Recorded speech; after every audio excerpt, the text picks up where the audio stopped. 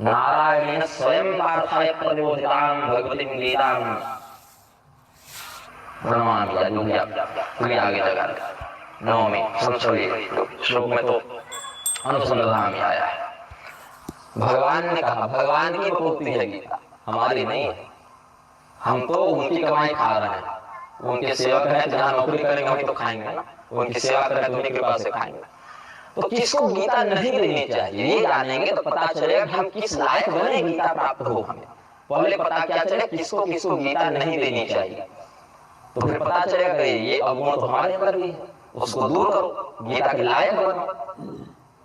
तो फिर गीता के योग्य जब हम बनेंगे तो गीता की कृपा होगी, जब कृपा होगी तो सब प्रभाव मिलेगा। तो अतपस्क व्यक्ति को गीता का उपदेश नहीं करना चाहिए। अतपस्क क्या है? जिसने जीवन में तपस्या नहीं की। अब बोले घर गृहस्थी वाले क्या तपस्या करें?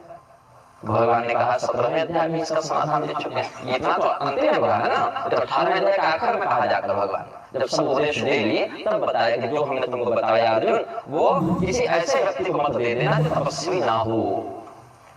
तो पता चले कि तपस्वी कैसे बना जाता है, पहले बता चुके थे तपस्या का लक्षण। तो क्या है तपस्या का लक्षण? देव द्विज गुरु प्राज्ञ पूजनम शौचमार्जवम ब्रह्मचर्यम हिंसा च शारीरम तप उच्यते। हर व्यक्ति अपने शरीर से रोज तपस्या कर सकता है। कैसे?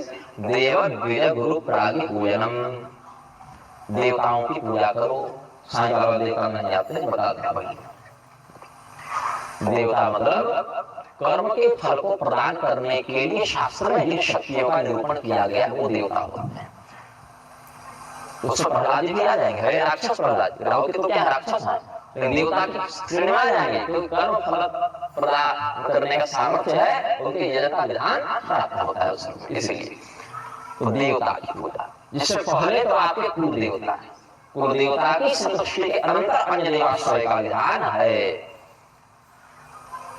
तो देव, फिर द्विज, ब्राह्मण, क्षत्रिय, वैश्य, इनका जब अपने शास्त्रीय मर्यादा के अंतर्गत ये प्रबलित हो जाता है, इनका दूसरा जन्म हुआ ऐसा मानते हैं, जिनको द्विज कहा जाता है। ऐसे द्विज शब्द जो है वो रूढ़ हो गया ब्राह्मण के लिए, जैसे पंडित शब्द रूढ़ हो गया ब्राह्मण के लिए। ऐसे पंडित कहते हैं किसको? पंडित का अर्थ इतना है कर्तव्या कर्तव्यस्य विवेकस्य विभाजका बुद्ध्यानां पंडिता शास्त्री इसमें स पंडितः। कर्तव्या कर्तव्य विवेकवान पंडितः, क्या करना चाहिए क्या नहीं करना चाहिए इसका शास्त्रीय विवेक जिसमें व्याप्त हो उस व्यक्ति को पंडित कहते हैं। जिसकी बुद्धि सात्विक होना रहे, सात्विक बुद्धि वाला व्यक्ति। प्रवृत्तिं च निवृत्तिं च कार्याकार्ये भयाभये बंधं मोक्षं च या व्यक्ति बुद्धि सा पार्थ सात्विकी। किस कार्य को करने से हम मुक्त होंगे और किस कार्य को करने से हम फंसे रहेंगे इसका विवेक। किस कार्य को करने से हम संकट में पड़ेंगे और किस कार्य को करने से हमारा उद्धार होगा इसका विवेक जिसके अंदर विद्यमान हो उस व्यक्ति की बुद्धि सात्विक बुद्धि है। बहुत कम लोगों के पास ये बुद्धि है। फिर कुछ लोग ऐसे हैं जिनका विवेक आगे पीछे बहुत बढ़िया काम करता है और सही समय पर साथ छोड़ देता है, वहां भ्रमित हो जाता है। तो क्या धर्म है क्या अधर्म है इसको सैद्धांतिक रूप से तो जानते हैं, लेकिन निर्णय लेने की बात आती है फंस जाता है, तो भ्रमित हो जाता है। तो यदा धर्म अधर्मं च कार्यं च अकार्यमेव च अयथावत् प्रजानाति बुद्धि सा पार्थ राजसी। तो उनकी बुद्धि मध्यम श्रेणी की है, उत्तम तो नहीं है, बीच वाली ठीक है, सामान्य राजसी बुद्धि है। और तीसरे लोग जो है जिसमें आजकल के 90% कथित धर्माधिकारी आ जाते हैं, तामसी बुद्धि वाले। अधर्मं धर्ममिति यामन्यते तमसा भूता सर्वार्थान् विपरीताश्च बुद्धि सा पार्थ तामसी। जो धर्मशास्त्र कहे उसका उल्टा कर दो और जो नेता कहे उसको सीधा कर दो। नेता का कहा धर्म और गुरु का कहा प्रक्षेप। Attract blessings of wealth and prosperity in the new year with Ganesh Puja on the last Wednesday of 2024. Bhagwan Ganesh is worshipped first in most rituals as he can help.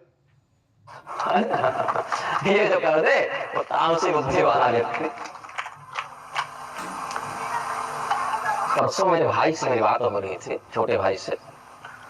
हमने उनको किसी मंत्र को देकर जंगल भेज दिया था कि आप बढ़िया जंगल बढ़िया तपस्या कीजिए, देवता की पूजा करो। अब पूजा का अर्थ ये नहीं लड्डू गोपाल को टोकरी में डाल के घूमते रहो।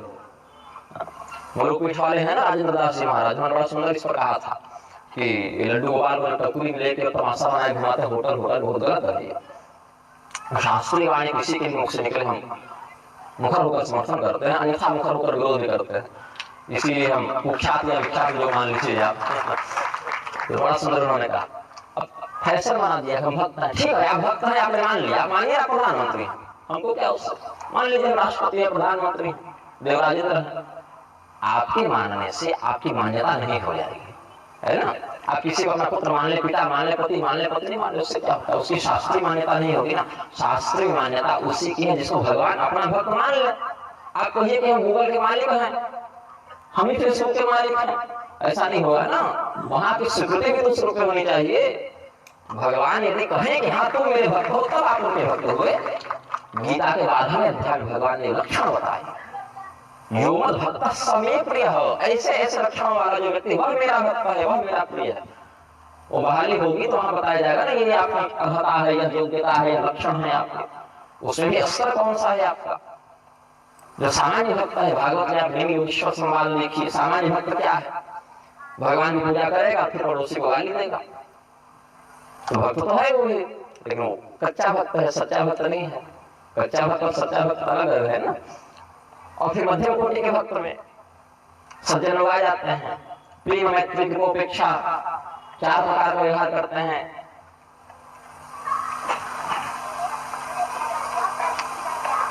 ईश्वरे तदधीनेषु बालिशेषु विशेषो प्रेम मैत्री की अपेक्षा यह कुर्यात् सैव मध्यमा, ऐसे करके भाव को स्मरण आ रहा है। मध्यम कोटि के भक्त क्या करते हैं, ईश्वर से प्रेम करते हैं, ईश्वर के भक्तों से मित्रता संगति सत्संग करते हैं।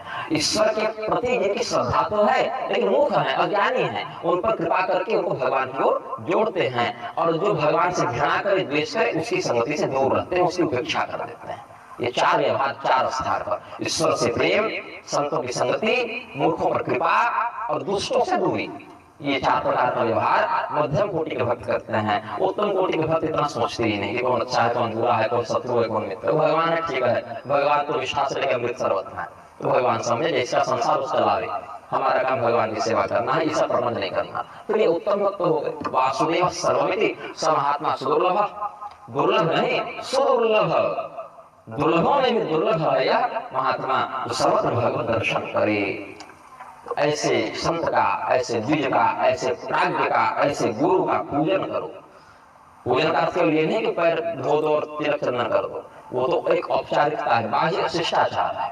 उनके चरित्र से शिक्षा लेकर अनुसरण करो, यही वास्तविक पूजन होता है।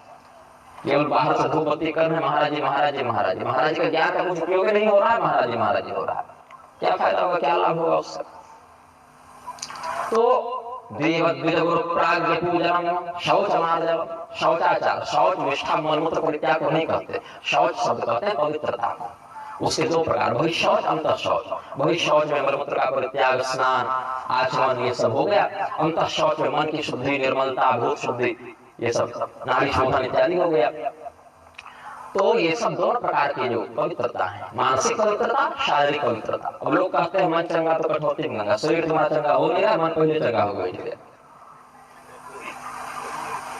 तो आर्जव, सहनशीलता, उसके बाद ब्रह्मचर्य। ब्रह्मचर्य बहुत व्यापक शब्द है, अष्टविध मैथुन का परित्याग भी ब्रह्मचर्य है। परमात्मा का चिंतन ही ब्रह्मचर्य का एक प्रकार है। और जो गृहस्थ व्यक्ति गृहस्थ के कर्तव्यों का पालन करते हैं, भगवत चिंतन करते हैं, संयम पूर्वक विहित विधियों में पत्नी गमन करते हैं, वो भी प्राजापत्य श्रेणी के ब्रह्मचारी ही माने जाते हैं। ये भी एक बात है, उनको प्राजापत्य ब्रह्मचर्य का फल मिलता है। तो वासना पर नहीं, कर्तव्य पर जिनका गृहस्थ चलता है, वो विवाहित होकर भी प्राजापत्य श्रेणी के ब्रह्मचारी माने जाते हैं। और जो परमात्मा के ज्ञान से युक्त हो गए, ऐसे तत्वनिष्ठ महात्मा नित्य ब्रह्मचारी माने जाते हैं, क्योंकि परमात्मा में विचरण, ब्रह्मणि चरते इति ब्रह्मचारी, तो परमात्मा में विचरण करे, परमात्मा में जिसका मन घूमता रहे, और ब्रह्मचारी हो जाता है। अहिंसा जो शारीरम प्रवोच्यते, अहिंसा से तात्पर्य है हमारे द्वारा द्वेष की भावना से, कष्ट पहुंचाने की भावना से किसी व्यक्ति के प्रति शारीरिक, वाचिक या मानसिक तिरस्कार का भाव व्यक्त न हो, यही अहिंसा है।